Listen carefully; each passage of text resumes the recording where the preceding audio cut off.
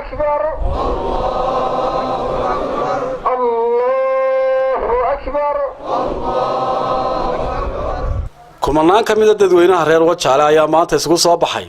tukashada salaada Ciid al-Fidrida iyagoo dadweynuhu isugu soo baxay garoonka kubadda cagta ee magaaladaasi waxaana kala qayb galay maamulka degmada Wajaale oo u horeeyay gudoomiye ku-xigeenka degmadaasi Mursal Nuux Ismaan xogayaha fulinta dawladda hoose ee degmada Wajaale Cabdullaahi Xasan Samaale culimada waaweyn ee magaaladaasi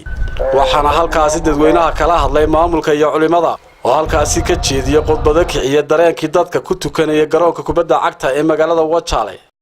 أنا وحبرينا شعبنا عريس وماليلان قدية دبابة عيد الفطر أوجد عبادتي يدقرقي يتراوح يتاجد كيان يسمين إنه يلهينا قابل وحوي وحنو إن قصدنا مدحوينها قرق جمهورية الصوماليلان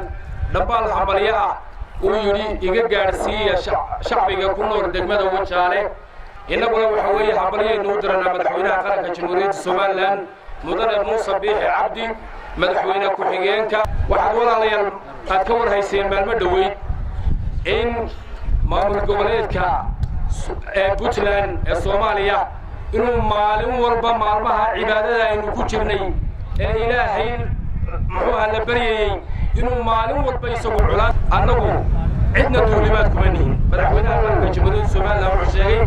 inuu cidna ayna duulimaad ku ahayn nabad ay kula shaqeynayaan waxay dalalka jaarka waxaan ku sheegaynaa shacbiga Puntland maamulka Puntland ee waxa weeye colaadda u horkacaya shacbigooda waa ka daaymaan leedahay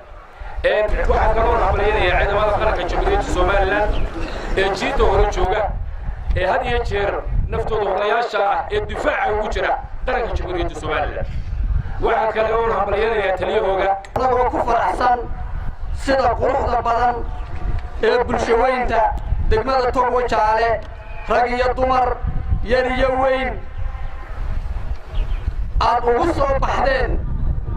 kolkii aad soo gudateen faralkii Ilaahay ee bisha Ramadaan farxadda ciida waxaan halkan salaam diimo iyo qaayale oo farxadeed uga gudbinaynaa madaxweynaha jamhuuriyadda Soomaaliland موسى بي إلهي هكو أسترو هكو إلهاميو هكو قويو مامور كما دحوين النبي قرأك جمهورية الصومال مختار نوح إبراهيم هون كيبل تي في مقالة واتشال